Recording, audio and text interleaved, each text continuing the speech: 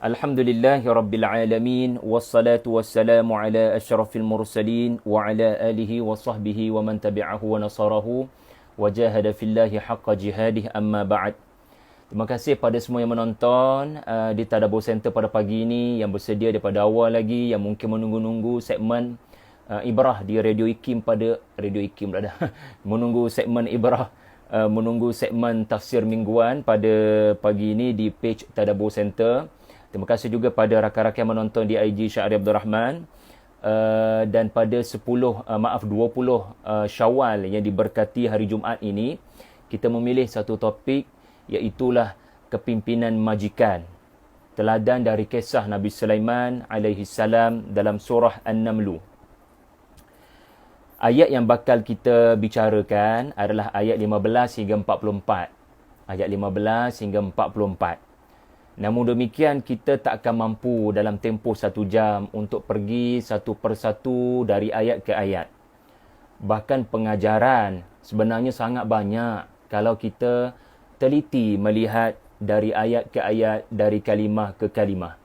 Namun cukuplah apa yang bakal saya kongsikan ini kita bentangkan, kita bataskan hanya kepada 8 pengajaran ataupun 8 teladan dari kisah Nabi Sulaiman dalam surah An-Naml, surah yang ke-27 di dalam Al-Quran. Rakan-rakan yang saya hormati, yang saya kasihi, para penonton, kisah Quran yang bakal dibacakan ini sebenarnya sudah berusia 1400 tahun dibacakan, dari generasi ke generasi, dari zaman ke zaman, dari individu kepada individu. Walaupun sudah 1400 tahun usia cerita dikumandangkan dari Al-Quran ini, tetapi bila kita membacanya, ia seolah-olah baru diturunkan. Dan kita bila membacanya, seolah-olah kita sangat special kerana menemui sesuatu yang kita sangka tidak ditemui oleh orang-orang sebelum kita. Hebat Al-Quran ini kerana kita merasakan apa yang kita temui seolah-olah baru ditemui. Dan kita merasakan ia adalah hikmah yang hilang daripada hidup kita. Maka kitalah mukmin yang berhak kepada hikmah yang hilang berkenaan. Ini hebat kisah-kisah Al-Quran. Ya, jadi mudah-mudahan kisah yang bakal saya paparkan ini adalah kisah yang memberikan beberapa jawapan kepada apa yang barangkali kita semua tercari-cari dalam kehidupan. Khususnya dalam kehidupan sebagai seorang majikan, yakni yang mengambil pekerja, yang ada pekerja sama ada sedikit maupun ramai. Kami Tadabbur Center tak adalah ramai sangat kaki tangan, dalam 4 orang, tetapi rakan-rakan yang menonton barangkali ada puluhan kaki tangan kerana adanya puluhan cawangan. Maka barangkali daripada kisah ini ada teladan dan senarai semak yang perlu dipenuhi menerusi kepimpinan dan keterampilan Nabi Sulaiman alaihi salam yang menjadi liputan beberapa surah Al-Quran, tetapi fokus kita pada pagi ini adalah kepada surah Semut, surah yang ke-27. Seperkara lagi sebagai mukaddimah, seandainya anda membaca kisah Nabi Sulaiman dalam surah Semut, anda belajar dengan teliti, anda membaca dengan penuh tadabbur, anda akan menikmati keindahan yang tersendiri daripada kisah Nabi Sulaiman berbanding kalau anda merujuk Old Testament, di mana kisah Nabi Sulaiman sebagaimana yang dipaparkan dalam surah An-Naml ini ada disebut, tetapi sangat sekular, secular, sangat menggambarkan Nabi Sulaiman sebagai seorang raja, yang mahu sentiasa menang dalam peperangan pertempuran, yang sentiasa mahu menundukkan kerajaan-kerajaan yang ada di atas muka bumi. Tetapi Al-Quran tidak membentangkan begitu. Al-Quran membentangkan bukan sekadar kebenaran, tetapi Al-Quran membentangkan Nabi Sulaiman dari sisi yang berbeza daripada apa yang dibentangkan oleh Old Testament. Maksud Old Testament adalah version yang baru, diolah dan diubah daripada Taurat yang diturunkan kepada Musa alaihi salam. Kerana anda akan dapati Al-Quran membentangkan sisi bukan sekadar ketenteraan, which is yang diambil perspektif itu oleh orang-orang Yahudi pada hari ini, lalu menamakan Sulaiman itu sebagai King Solomon, bukannya Prophet Solomon. Saya pernah sampai ke makam Nabi Sulaiman, tidak ada perkataan Prophet, yang hanya ada adalah King Solomon, tidak ada alaihi salam.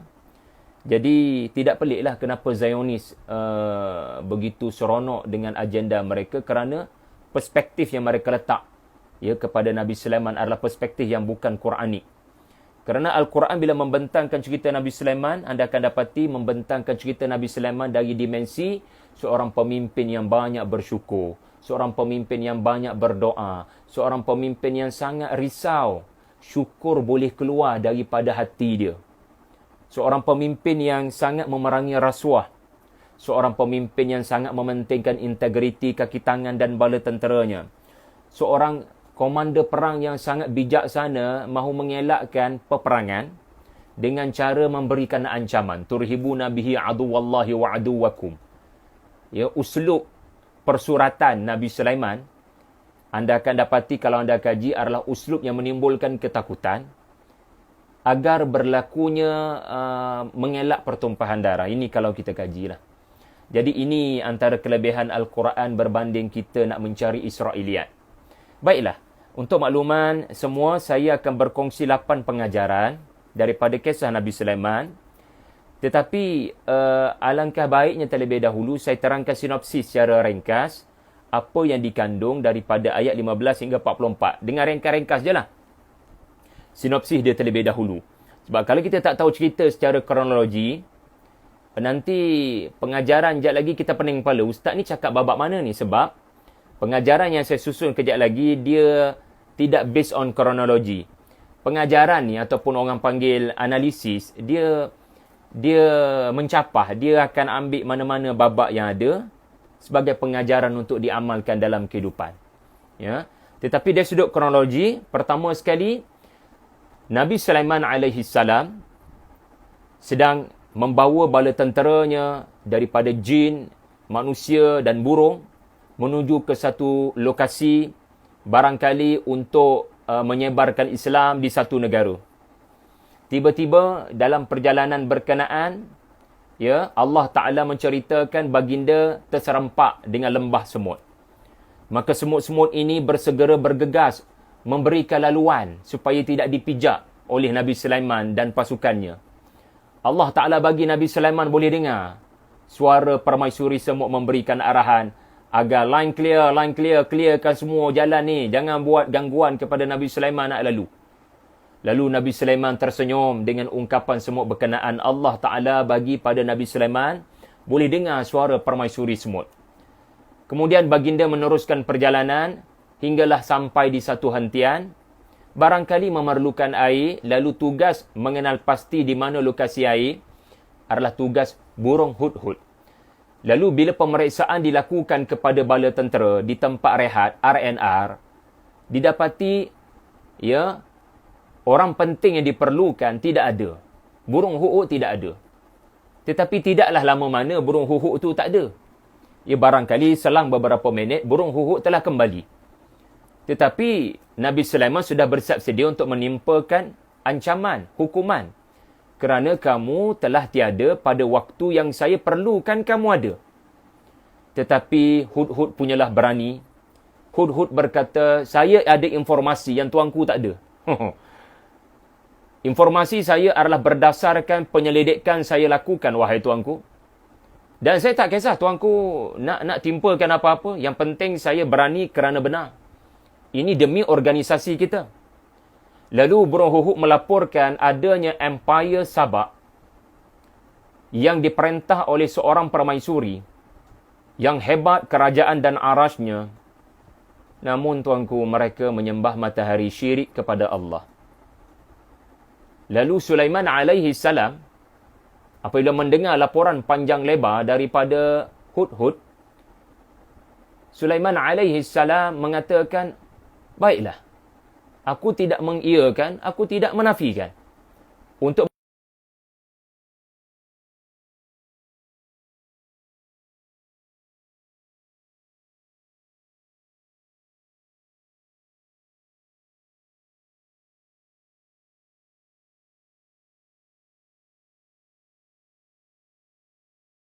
maka kamu benar dan kamu tidak ditimpakan hukuman kerana kerja kamu buat adalah kerja organisasi ini. Kerja yang kamu buat adalah kerja yang berkaitan dengan kerja aku sebagai ketua. Lalu akhirnya Malikatus Saba atau lebih popularnya sebagai Balqis telah respon kepada surat Nabi Sulaiman dengan mengutuskan pegawai-pegawainya bawa hadiah pergi kepada Nabi Sulaiman alaihi salam. Ya. Di Palestin. Tetapi Nabi Sulaiman berkata kepada utusan-utusan ini, hampa bawa apa ni? Kalian bawa apa ni? Aku tak perlukan hadiah ni semua. Adakah kalian menyangka aku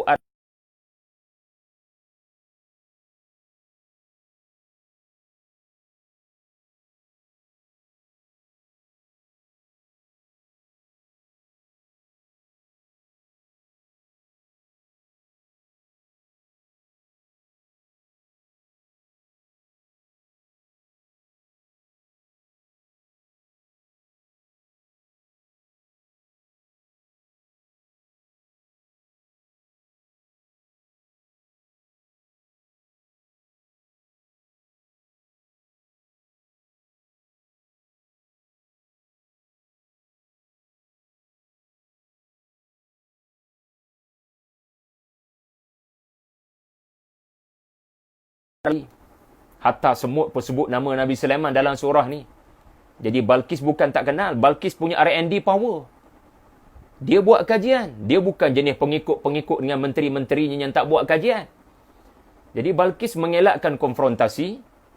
Dan selepas kepulangan utusan-utusan ini, Balqis buat kesimpulan, kita pergi serah diri. Dan apabila Balqis mahu menyerahkan diri bersama dengan empire-nya di bawah pemerintahan Islam di Palestin,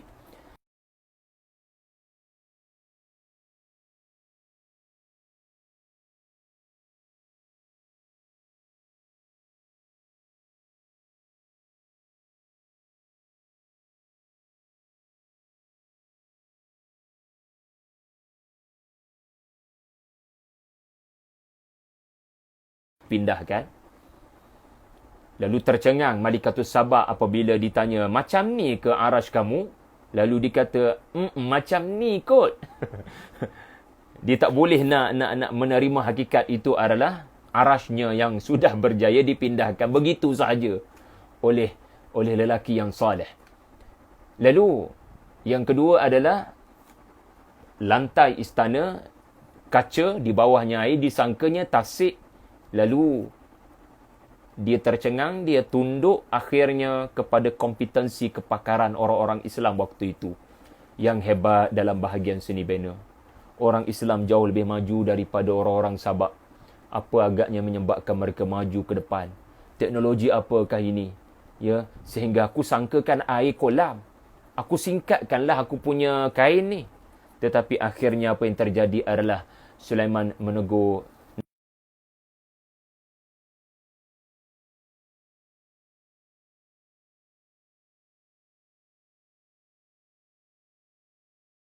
sinopsis. Nah, sekarang kita kongsikan pada saudara-saudari semua 8 pengajaran daripada kisah ini dari perspektif sebagai seorang majikan. Ya, sebagai seorang majikan. Banyak sebenarnya dalam catatan saya ni, tapi saya bataskan pada 8 dan saya buat akronim macam biasa. Macam biasa buat akronim Sulaiman. S-U-L-A-I-M-A-N, supaya tujuan buat akronim ni apa? Supaya anda boleh cek anda dapat tak semua pengajaran-pengajaran yang bakal saya kongsikan. So, kalau ada terlepas mana-mana tu, boleh tanya orang yang sempat catat. Boleh tanya Cikgu Rafidah Siddiq. Boleh tanya rakan-rakan yang banyak mencatat nota di bahagian komentar. Terima kasih banyak-banyak. Jadi, S-U-L-A-I-M-A-N. Benda ni saya baru fikir sejam tadi, selepas hampir 3 jam study tafsir semalam. Sebab pengajaran ni, pertama, dia kalau boleh dapat semua. Dan yang kedua, mudah nak sebar kat orang. Mudah nak sebar kat orang 8 pengajaran ni. Okey? Jadi boleh catatkan. S yang pertama adalah semak posisi. Seorang majikan mesti sentiasa memastikan kaki tangan di bawahnya sentiasa memahami purpose of existence. Betul tak sebutan tu? Purpose of existence. Apa tujuan biro kamu wujud? Apa tujuan department kamu wujud? Sentiasa berlaku apa yang disebut sebagai fahum yuza'un. Dalam ayat 17, Nabi Sulaiman alaihi salam telah ditundukkan dan dikumpulkan kepadanya jin, manusia dan burung. Al-Quran merakamkan satu perkataan yang sangat mahal, fahum yuza'un. Perbahasan berlaku pada perkataan waza'a. Dalam bahasa mudahnya adalah jin dalam kumpulan kamu, manusia dalam kumpulan kamu, burung dalam kumpulan kamu, masing-masing kena faham kenapa kamu dalam kumpulan kamu. Kenapa kamu berada dalam kumpulan ini? Kerana perkataan fahum yuza'un telah berulang di penghujung surah An-Naml pada ayat 83. Tetapi panoramanya di padang akhirat nanti pada mahsyar. Di mana kamu jelas tak kenapa kamu ashabul yamin? Kamu jelas tak kenapa kamu ashabul shimal? Kamu jelas tak kenapa kamu dalam kumpulan ini?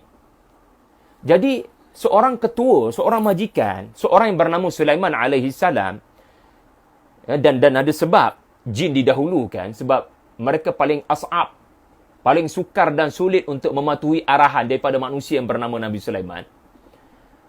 Fahum yuza'un bermaksud setiap batalion yang sangat besar jumlah diberikan arahan untuk berada dalam posisi kamu. Makanakum. Jumlah yang sangat besar. Bukan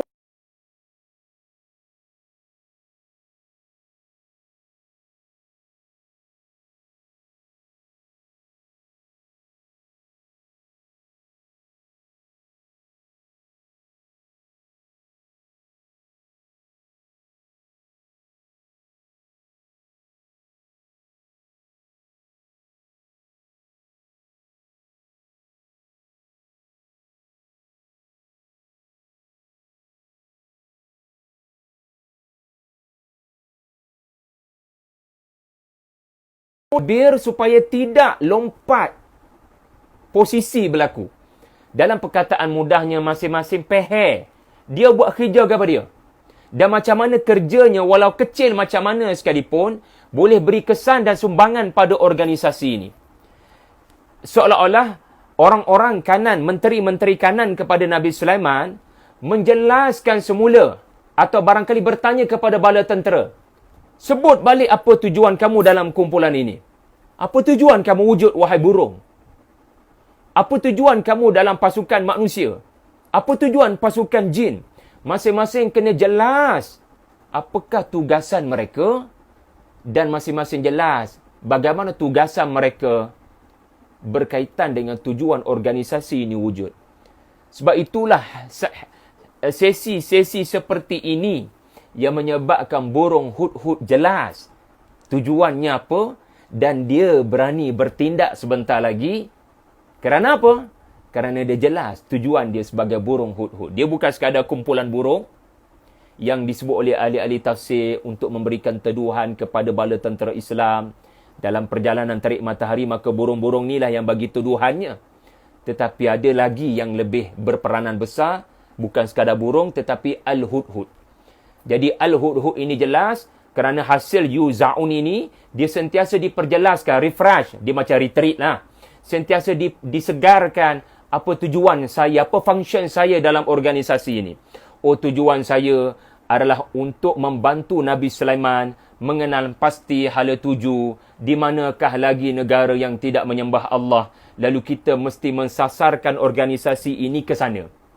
Kepada mereka yang melakukan syirik kepada Allah, maka saya hud-hud kena beritahu Nabi Sulaiman, ke arah sana kita kena pergi, ke arah sana kita punya surat menyurat mesti dihalakan.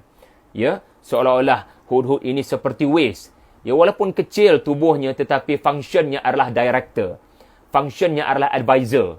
Memberitahu ke mana arah tuju sepatutnya kita pergi, wahai tuanku Nabi Sulaiman. Subhanallah.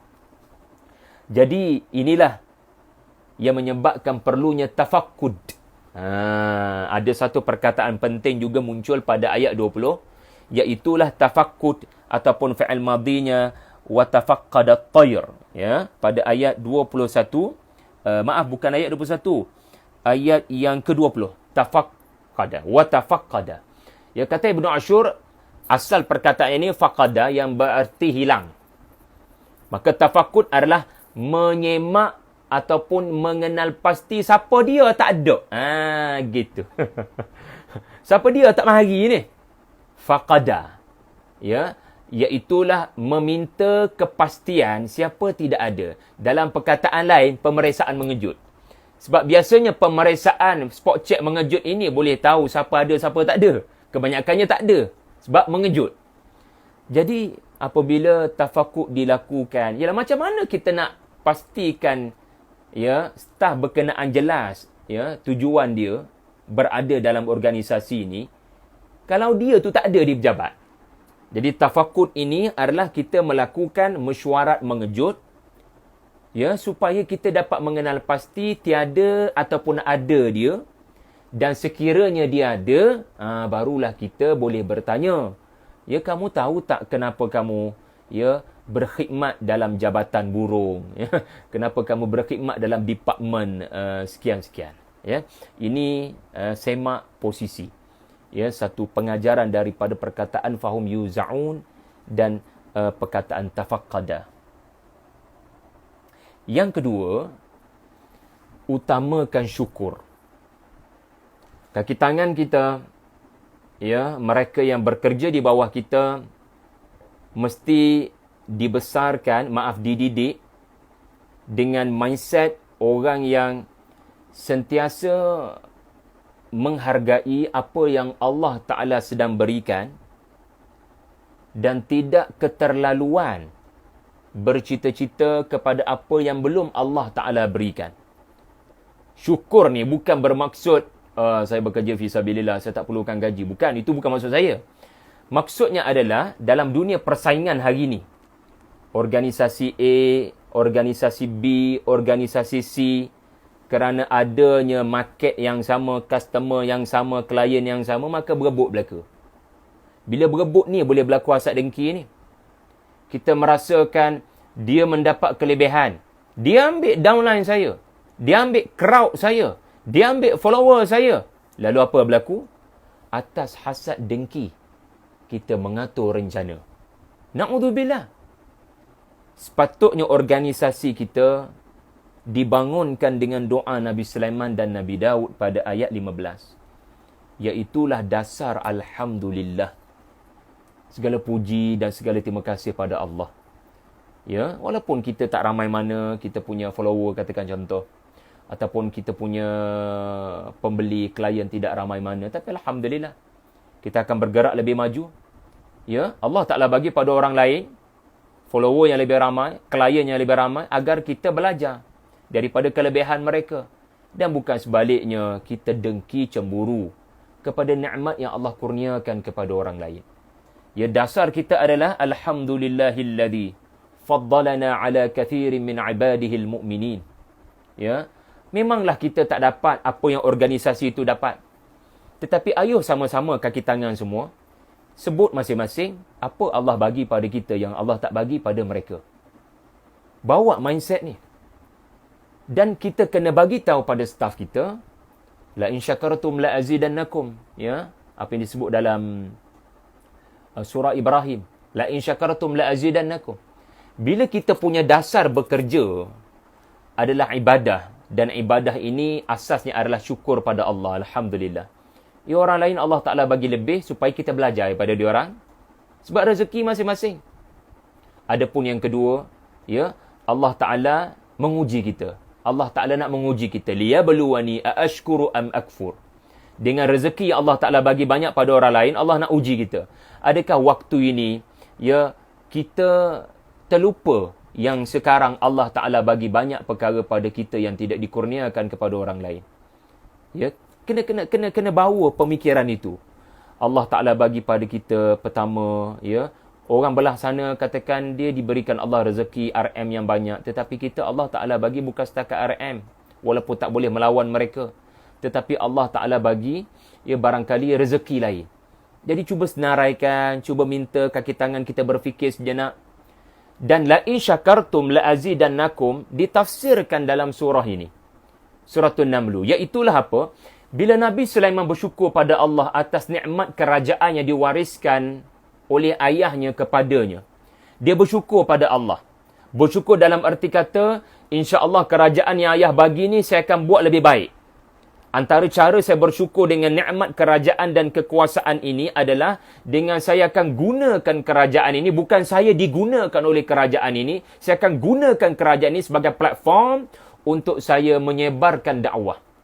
Untuk saya berusaha memberikan pencerahan kepada mereka yang masih lagi non-Muslim. Dan untuk saya memerangi kerajaan-kerajaan yang zalim di atas muka bumi. Ini cara saya bersyukur. Dan apa terjadi di tengah jalan? Tengok, la in syakartum la azidannakum. Bila mindset majikan, mindset staff, bila mindset raja, mindset pengikut. Sebab itulah lepas cerita doa Nabi Sulaiman dengan Nabi Daud itu adalah cerita Nabi Sulaiman buat spot check pada bala tenteranya. Supaya sebab ini amanah sebagai seorang majikan. Itu cara juga bersyukur. Di mana kita seorang tak boleh saja amanah. Orang di bawah kita kena amanah dengan tugas masing-masing. Maka sebab itulah yuza'un dilakukan. Kamu jelas tak kenapa kamu duduk di sini? Jadi, Nabi Sulaiman AS menterjemahkan sikap sebagai seorang hamba yang bersyukur. Ya. Lalu akhirnya kerana dia bersyukur pada Allah dan memastikan orang-orang di bawahnya bersyukur, Allah tambah rezeki pada Nabi Sulaiman, iaitulah di tengah jalan, Allah kurniakan benda yang tidak dikurniakan pada orang lain, iaitulah boleh dengar semut bercakap. Boleh dengar permaisuri semut memberikan arahan, sampai baginda tersenyum seorang diri. Orang tertanya, apa dia tu? Sebab baginda seorang saja diperdengarkan, fatabassama dhahikan min qawliha. Allahu Akbar. La in syakartum la azidannakum. Sebab itulah hidup ni jangan terlalu, apatah lagi dalam dunia media sosial sekarang ni. Kita jadi tak senang duduk ke kadangnya akibat daripada gangguan syaitan. La tajid aktsaruhum syakirin, suratul A'raf. Agenda syaitan adalah untuk campakkan syukur daripada hati kamu. Sebab itulah doa Nabi Sulaiman pada ayat 19. Adalah doa yang kita kena bawa masuk ke dalam diri kita majikan dan staf-staf kita. Syukur ni sangat mudah keluar daripada hati. Pengajaran ayat 19. Syukur adalah satu perkara yang sangat mudah tercampak keluar daripada hati kita. Sebab itulah Nabi Sulaiman menyedari bila sebaik saja dia boleh dengar suara semut tu, Nabi Sulaiman meyakini dia sedang diuji dengan ujian yang berat. Fa ammal insanu idza mabtalahu rabbuhu fa akramahu wa na'amahu fa yaqulu rabbi akraman. Ini adalah ibtala. Ini adalah ujian berat. Kerana beratnya ujian ini, sebenarnya ujian ini tidaklah bersifat kesulitan. Ia adalah ujian kesenangan. Bayangkan seorang raja komander tentera dalam medan pertempuran. Dia ada drone. Dia ada spy yang boleh melaporkan segala mesyuarat sulit. Hatta semut dalam tanah pun dia boleh tahu minit mesyuarat. Siapa berani berdepan dengan dia? Kalau raja berkenaan diberikan kemampuan untuk akses kepada segala mesyuarat sulit musuh-musuhnya, siapa musuh berani lawan Nabi Sulaiman? Nabi Sulaiman AS, kalau kita lah duduk kat tempat Nabi Sulaiman, barangkali kita akan gunakan sewenang-wenangnya kelebihan ini. Maka Nabi Sulaiman meyakini dia sedang diuji dengan ujian yang berat. Lalu doanya bukan sekadar, ya Allah, jadikan aku hamba yang bersyukur, sebagaimana ayat 15 tadi. Tetapi doanya adalah, kuatkan saya untuk bersyukur kerana saya dikepung oleh ujian yang boleh melalaikan saya. Sebab itulah perkataan mahal pada ayat 19 adalah auzi'ni. Auzi'ni, tadi kita bincang fahum yuza'un. Asal kalimah yang sama waza'a, iaitulah meletakkan tabir dinding supaya tak keluar. Syukur kepada Allah tak keluar, tercampak keluar. Dan lihat juga Nabi Sulaiman sangat risau dengan ujian ini. Dia kata, aku sudah yakin apa aku buat ini amal saleh. Apa yang ayah wariskan kepada aku dari sudut bala tentera semua ini adalah amal saleh. Tetapi berapa banyak amal saleh Allah tak redha. Berapa banyak amal soleh penuh cacat celah. Sebab itulah Nabi Sulaiman kata, wa ana a'mala salihan tardahu. Bulatkan perkataan tardahu. Risau. Ini adalah sisi kesufian Nabi Sulaiman, tuan-tuan. Inilah yang diajar dalam tasawuf berdasarkan Quran. Di mana risau, di mana amalan kita ni banyak cacat celahnya. Itu nombor 2. Utamakan syukur agar Allah Ta'ala menghapuskan penyakit hasad dengki. Tetapi pada masa yang sama, persaingan kita adalah persaingan yang sihat. Ya, sabiku, ya, fastabiqul khairat. Dan pada masa yang sama, ya, kita memahami bahawasanya, ya, bila orang lain lebih banyak rezeki daripada kita, barangkali itu nilaian kita, ia menyebabkan kita meyakini Allah menguji kita dari sudut kesyukuran. Okey, S, U sudah selesai. L, Ustaz? Luaskan wawasan kaki tangan kamu. Luaskan wawasanmu dan di bawah kepimpinan kamu. Jangan hanya berfikir keduniaan. Luaskan sampai akhirat. Ya. Kerja sebagai ibadah, maksudnya jangan hanya bekerja untuk pendapatan dan gaji. Kerja buat sebagai ibadah adalah meyakini bahawasanya apa yang kita buat beri kesan di hari akhirat. Apa yang kita bisik-bisikkan ketika bos tiada adalah sesuatu yang dirakam dan ditulis dalam buku catatan. Ini kerana nama surah ini menarik. Saya menjangkakan surah ini juga boleh dinamakan Suratul Hudhud. Ya, tetapi tidak dinamakan Allah dengan Suratul Hudhud. Sedangkan cerita Hudhud jauh lebih banyak daripada cerita Namlah. Rupa-rupanya ada hikmah, tuan-tuan. Okay, perhati elok-elok. Ayat mana mention nama surah?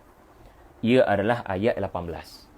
Dan ayat 18 cerita pasal apa? Saya tak ada masa nak hurai satu persatu.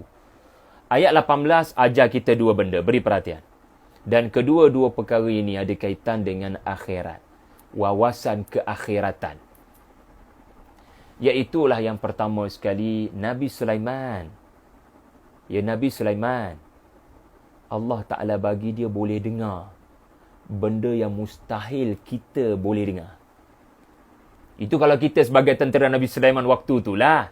Tapi sekarang sebagai pembaca surah An-Naml, apa semut tu cakap bukan Nabi Sulaiman seorang dengar. Kita pun dibolehkan dengar. Dengan ayat Quran. Kita boleh dengar apa semut tu kecek. Sedangkan dulu ketika cerita ni berlaku secara live, Nabi Sulaiman seorang-seorang dia je yang tersenyum. Orang tertanya-tanya apa jadi pada tuanku kita. Sebab tuanku sedang senyum kerana mendengar sesuatu yang baginda tak nampak dan kaki tangan confirm tak nampak. Allah Ta'ala bagi Nabi Sulaiman dengar benda yang dia tak nampak. Apa perkataan dalam bahasa Arab? Sam'iyat. Sam'iyat. Kita dididik dalam rukun iman untuk percaya sam'iyat walau tak nampak. Betul tak? Jadi hikmah nama surah ini adalah pada menyatakan surah ini temanya adalah antara maksud tema surah ini adalah kepercayaan kepada hari akhirat. Sebab itulah perkataan akhirat disebut 3 kali di awal-awal surah ini. Ya, iaitulah wahum bil akhirati hum yuqinun ayat 3. Kemudian innal ladina la yu'minuna bil akhirati ayat 4. Kemudian ayat 5 wahum fil akhirati humul akhsarun. Ini menunjukkan nama surah ini An-Naml ada pengajaran dari sudut keyakinan kepada hari akhirat. Iaitulah apa dia? Apa yang terjadi kepada Nabi Sulaiman mengingatkan kita pada kuasa Allah. Yang menyebabkan Nabi Sulaiman boleh dengar perbualan sulit yang confirm tak ada manusia boleh dengar. Iaitulah perbualan bawah tanah di lembah semut. Semut pula tu suara siapa boleh dengar? Kalau suara semut boleh didengari, maka suara makhluk apa yang tak boleh didengarkan Allah kepada mana-mana hamba-Nya? Ini mengajar kita Allah Maha mendengar. Allah Maha mendengar. Dan antara individu yang pernah merasakan nama As-Sami' adalah Nabi Sulaiman alaihi salam. Nabi Sulaiman tak mampu dengar. Allah membuktikan dia Maha mendengar dengan dia bagi peluang Nabi Sulaiman boleh dengar. Pengajarannya apa dia? Segala apa yang kita lakukan di tempat kita bekerja. Ya, ketika bos tiada ataupun bos tiada. Khususnya ketika bersendirian. Sesungguhnya Allah Maha mendengar. Dan apa yang kita lakukan, apa yang kita bualkan, apa yang kita cakapkan, ia dicatatkan. Dan kelak nanti kita akan dipaparkan dengan dialog-dialog kita cakap ketika sendirian. Mengatur perbuatan-perbuatan tertentu. Seperti keburukan. Ia dicatatkan. Ya, kita terkejut macam mana ada kotak hitam ni. Macam mana boleh dipaparkan balik suara kita dalam catatan yang terperinci dalam suratul Kahfi. La yughadiru saghiratan wala kabiratan illa ahsaha. Ma li hadzal kitab? Kitab apakah ini tercatat di dalamnya dengan sangat terperinci. Termasuk perkataan-perkataan yang kita ungkap. Sedangkan tiada sesiapa di situ melainkan kita dengan rakan kita mengumpat, mengeji, boleh berlaku membawang di tempat kerja. Jadi perbuatan-perbuatan itu sebenarnya ada yang mendengar. Dan dia akan bagi kamu dengar balik. Di hari akhirat nanti. Apa yang telah kamu sembang-sembangkan itu. Sebagaimana Allah bagi Nabi Sulaiman boleh dengar. Subhanallah. Yang kedua. Nama surah ini An-Namlu. Ya. Dia mengajar kita. Apa yang dilakukan oleh Namlah. Adalah apa yang dilakukan oleh para rasul. Tugas para rasul adalah aku nak bagi kamu perlindungan daripada bahaya yang nak datang. Kalau permaisuri semut kata apa? Masuklah ke dalam sarang kalian. Kalian tak nampak apa saya nampak. Kalian barangkali tak dengar apa yang saya dengar. Sebab Namlah, semut betina, dalam situasi kecemasan, ya, dia boleh mendengar bahaya lebih awal. Dia boleh nampak bahaya yang mendatang. Dia ada kapasiti pendengaran yang lebih hebat. Dalam hal ini, kita kena kaji i'jazul ilmi dalam suratul Namli. Kena kaji mu'jizat sains. Boleh tanya guru-guru kita dalam bidang. Kalau di UKM sana, saya ada guru saya Dr. Wan Nasruddin. Yang juga pernah mengkaji lembah semut ataupun semut. Ya, macam mana, kenapa Allah Ta'ala sebut Namlah. Subhanallah. Kerana ketua ada upaya yang tidak ada pada pengikut. Ya, pengikut barangkali mempersoal, apa masa ni patut office hour kita masuk dalam rumah masing-masing, apa nak buat lagu tu pula dah. Kita ni bekerja, wahai Puan Seri, wahai Permaisuri. Tetapi Permaisuri, ya, dengan penuh kasih sayang, just follow. Kamu tak tahu apa aku tahu. Bukankah ini para rasul, namanya Nabiyun, padanya ada Nabaun, Azimun, dia ada berita besar yang dikurniakan kepadanya wahyu, dan kalian tidak diberikan wahyu berkenaan. Maka follow saya. Saya nak bagi kamu masakin. Saya nak bagi kamu tempat berlindung daripada azab. Sebab tu bila saya baca babak yang membabitkan permaisuri semut mahu selamatkan kaumnya, terus saya teringat ungkapan Nabi Muhammad SAW di Bukit Safa. Inilah kali pertama baginda bercakap kepada kaum Quraisy. Betul-betul mirip ungkapan permaisuri semut. Yang mahu menyelamatkan kaumnya, ya, daripada dipijak oleh tentera Nabi Sulaiman, mati katak begitu saja. Ya, iaitulah dirakamkan dalam sirah dan dalam hadis. Di atas Bukit Safa, Nabi telah berjaya mengumpulkan semua orang-orang bani itu, bani ini. Lalu Nabi berkata, "Ara'aitakum law akhbartukum anna khailan bil wadi turidu an tughira alaikum?" Apa pendapat kalian kalau aku katakan kepada kalian, di belakang gunung ini adanya kumpulan kuda yang mahu menyerang kalian di Makkah? Akuntum musaddiqini? Akuntum musaddiqiyya? Adakah kamu akan membenarkan aku? Qalu na'am, ma jarabna alaika illa sidqa. Kami tak ada pengalaman melihat kamu dusta. Qala, perhatikan. Fa inni nadhirul lakum baina yaday adabin syadid. Menariknya, ayat yang Nabi mention ini ada dalam surah Sabah yang ada kaitan dengan Nabi Sulaiman. Ayat yang ke-46. Nadhirul lakum baina yaday adabin syadid.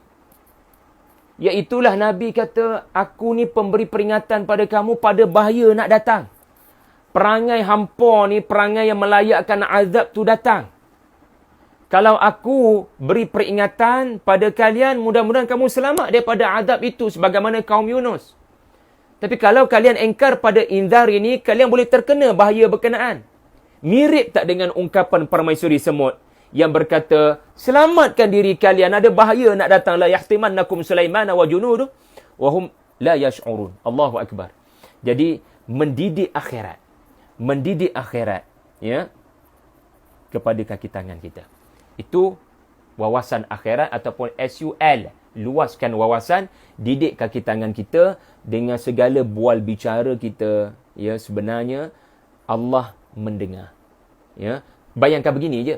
Kalau Nabi Sulaiman masih hidup dan organisasi kita majikannya Nabi Sulaiman, adakah kita akan membawang? Kalau dia boleh dengar suara semut dekat office kita, takkan dia tak boleh dengar? Apa kita duk mengumpat, duk mengaji, duk mengata kat dia? Maka kita pun tak mengumpat, tak mengaji. Itulah sikap orang yang bekerja kerana Allah. Dia tak kat cakap benda bukan-bukan. Ia merosakkan hati dan merosakkan organisasi. Sebab dia faham Nabi Sulaiman dah wafat. Dalam surah Sabah, Nabi Sulaiman dah wafat. Tapi Allah tak wafat, Allah tak mati, Hayyul Qayyum. Dan dia maha mendengar. Itu hidupkan nama Allah yang bernama Sami'. Ya, untuk membantu membina integriti kaki tangan kita. Okey, yang keempat dalam masa yang terbatas ini, SULA. Ambil berat maklumat terkini. Kisah Nabi Sulaiman mengajar kita kepentingan mengambil berat maklumat yang paling semasa. R&D kena power. Pastikan kita punya kaki tangan sentiasa up to date dengan maklumat terkini. Jangan jadi organisasi yang duduk seperti katak bawah tempurung. Betul ke pepatah tu? Seperti katak di bawah tempurung. Sebagai contoh, kita belajar daripada pengikut-pengikut menteri-menteri kepada Malikatus Sabak. Ini contoh menteri-menteri yang tak buat study, tak buat research. Mereka berkata kepada Permaisuri Sabak, terima kasih kerana buat meeting. Nampak gaya tuanku buat meeting kerana Sulaiman. Tuanku minta pendapat kami. Puan Seri minta pendapat kami. Kami punya pendapat adalah, nahnu ulu quwwatin wa ulu ba'sin syadid. Kami bersedia untuk berperang. Kita bukan ada track record yang buruk dalam hal ini. Maka wahai Puan Seri, kami bersedia untuk berperang kalau Puan Seri bagi arahan pada kami. Kami bersedia untuk berperang. Mereka tak kaji siapa Sulaiman macam Balkis kaji. Mereka tak buat, mereka duduk di bawah tempurung. Maklumat yang sampai kepada mereka adalah maklumat yang tidak up to date. Betapa banyak organisasi lumpuh kerana meremehkan pesaing-pesaingnya. Betapa banyak bom jangka, kalau saya boleh kata begitu. Ya, zon selesa barangkali. Dia meremehkan pesaing itu, dia meremehkan pesaing ini. Ya, dia terlupa sebenarnya Allah Ta'ala sedang mengangkat kemuliaan orang lain, bukan lagi mereka. Allah Ta'ala tengah bagi kepada orang lain kelebihan kerana kelemahan mereka. Ya, sebab itulah kita belajar daripada kisah Malikatus Sabak ini. Ya, firasat Malikatus Sabak adalah hasil daripada R&D yang kuat. Dia punya keputusanlah menyelamatkan kerajaan Sabak daripada berlaku great disaster. Kalaulah keputusan kerajaan Sabak adalah keputusan majoriti, menteri-menteri punya kehendak, habis kerajaan Sabak. Berlakulah innal muluka idza dakhalu qaryatan afsaduha. Itu akan berlaku. Wa ja'alu 'izzata ahliha adillah wa kadzalika yaf'alun. Maka mesyuarat berkenaan mujurlah tidak memihak kepada kemahuan menteri-menteri, tetapi memenangkan orang yang buat R&D. Yang kaji siapa Sulaiman, yang kenal siapa Sulaiman, yang baca siapa Sulaiman, yang up to date maklumatnya tentang Sulaiman. Sebab itulah Muhammad Al-Fatih, setakat saya duk baca, yang antara disebut karakter beliau adalah dia selalu mementingkan first hand info. Ya, sebagai contoh, berapa ketebalan tembok Konstantinopel, apa senjata digunakan oleh Konstantinopel, apa isu politik, isu ekonomi dalam Konstantinopel yang boleh memihak, apa bahasa rakyat Konstantinopel, apa benda diorang duk sembang. Ini menyebabkan Sultan Mehmed II ini berkampung tanpa disedari oleh pegawai-pegawai tentera Konstantinopel. Mehmed II telah menyamar masuk dalam kota mengambil tahu tentang informasi-informasi tentang kelemahan dan kekuatan musuh. Jadi kita macam mana kita? Adakah kita menyedari ada orang lebih baik daripada kita sekarang dan kita terus dalam zon selesa? Kita sentiasa lebih baik daripada dia orang. Kita sentiasa lebih baik. Berhenti memberikan zon selesa kepada kaki tangan. Beritahu bahawasanya kita akan ketinggalan dan kita bakal dimuziumkan kalau kita tidak bergerak lebih baik daripada pesaing-pesaing kita. Sesungguhnya dalam hidup ini ada yang lebih baik daripada kita. Ini disebut oleh Balqis. Dia lebih baik daripada kita. Dan kalau kita lawan dia, ya, kita tak akan boleh menang. Maka hendaklah kita pandai berdiplomasi. Pandai memilih win-win. Pandai orang panggil bekerjasama dan bersinergi. Ya, pandai mengenal pasti mana lawan, mana kawan. Dan bijaksananya Balqis ini memilih untuk berkawan. Yang akan membantu bukan sekadar ya membangunkan Sabah dengan didikan daripada Palestin, tetapi menguatkan Islam. Baik, itu yang keseterusnya ambil barat maklumat terkini. Yang keseterusnya adalah SULAI. I adalah integrity. Menyemai, mengukuhkan integriti. Tadi saya dah sebut sepintah lalu. Tetapi saya ingin menegaskan dalam cerita dan babak yang berbeza. Membabitkan Nabi Sulaiman. Integriti. Integriti ini sebagaimana telah saya sebutkan tadi, ya, adalah anda meyakini bahawasanya segala perbuatan yang dilakukan adalah perbuatan yang disaksi dan dicatat oleh Allah Subhanahu Wa Taala menerusi para malaikatnya. Kerana apa? Kerana kita belajar daripada firman Allah Subhanahu Wa Taala surah 58 ayat yang ke-7 suratul Mujadilah. Allah Taala berfirman tentang najwa. Alam tara anna Allah ya'lamu ma fis samawati wa ma fil ardi ma yakunu min najwa thalathatin illa huwa rabi'uhum wala khamsatin illa huwa sadisuhum wala adna min dhalika wala akthara illa huwa ma'ahum aynama kanu thumma yunabbi'uhum bima 'amilu yawmal qiyamah innallaha bikulli syai'in 'alim.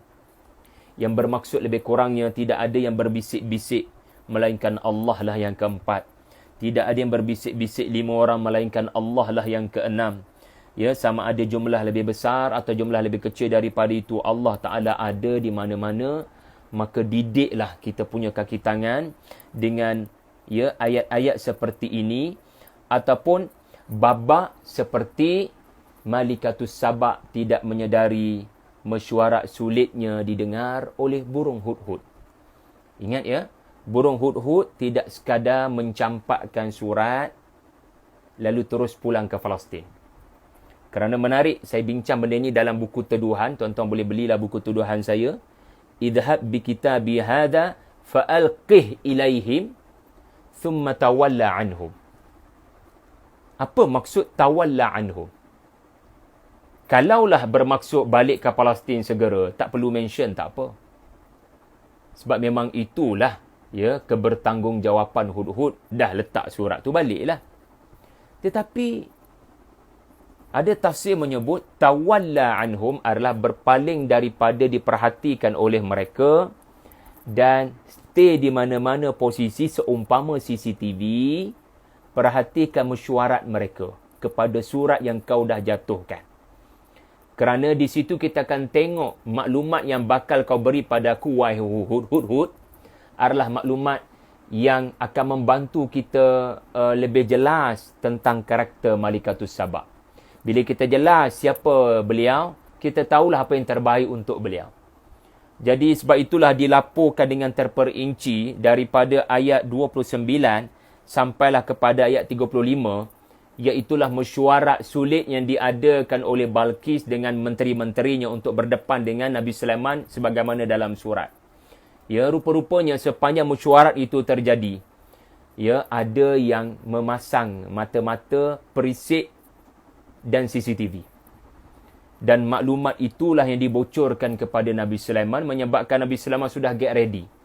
Apa uslub ayat terbaik apabila utusan-utusan ini datang dengan hadiah-hadiah sebagaimana keputusan mesyuarat.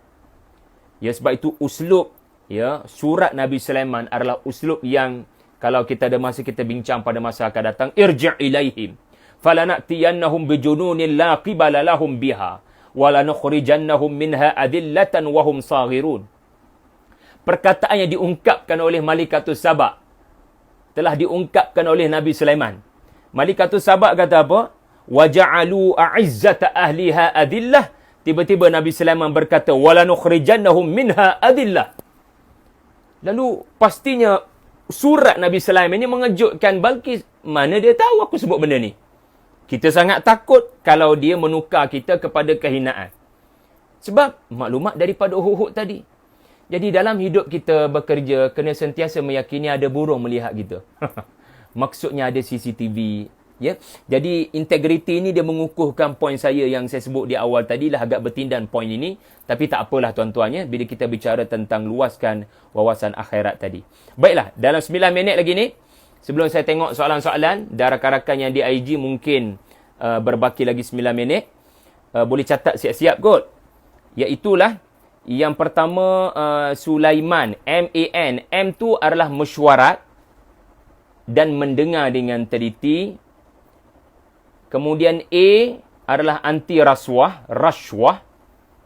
Dan yang terakhir adalah non-Muslim. Ada something saya nak sebut tentang non-Muslim yang menarik perhatian saya bila baca suratul Naml. Baik. Satu lagi perkara penting kita belajar dalam suratul Naml yang boleh kita berikan, didikkan kepada kaki tangan kita. Bismillah.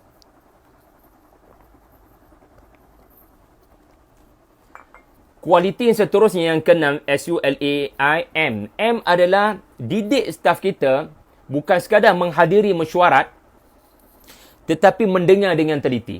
Semua kualiti ni kena mula daripada bos, kena mula daripada pengurusi dulu, kena mula daripada komander dulu, kena mula daripada Nabi Sulaiman alaihi salam menonjol dalam hal ini. Dan kalau anda perhatikan, saya lupa nak sebut tadi,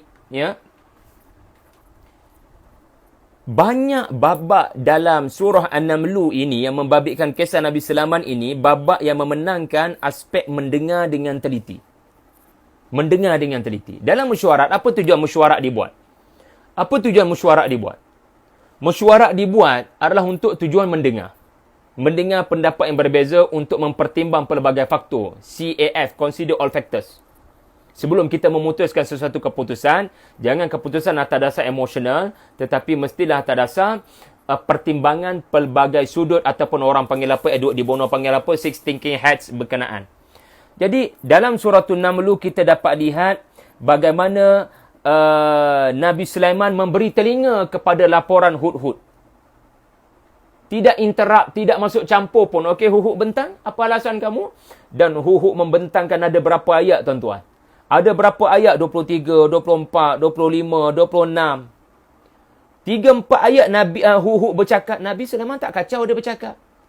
Nabi Sulaiman tidak prejudis sejak daripada awal. Tidak prejudgment. Dia dengar dengan teliti. Benda ni kecil, tuan-tuan.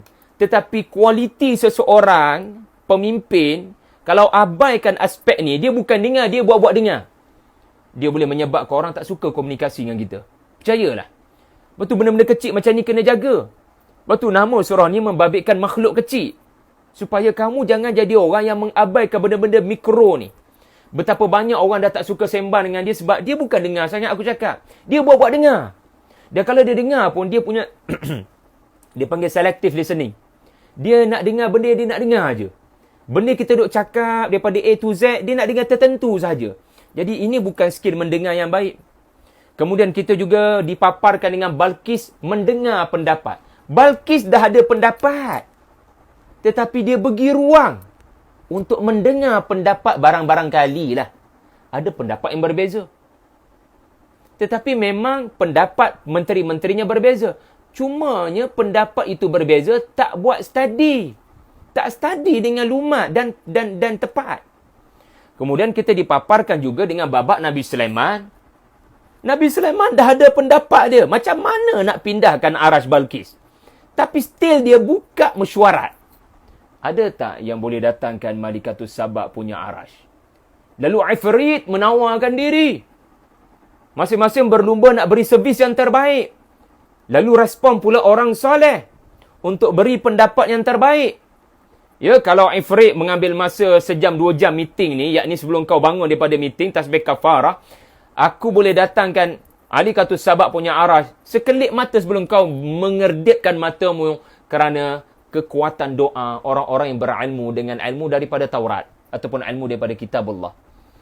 Menurut pendapat Fadhal Hasan Abbas rahimahullah, ulama hebat ini, ya, saya pun sebut dalam buku Teduhan, qala alladhi 'indahu 'ilmun minal kitab, merujuk kepada Nabi Sulaiman. Wallahu a'lam.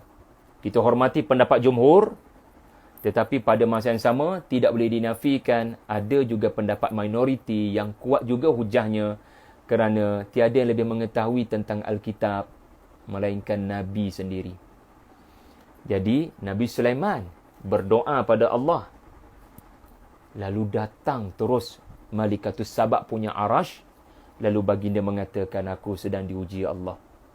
Ya, aku sedang diuji Allah. Hada min fadli Rabbi liyabluwani ashkuru am akfur.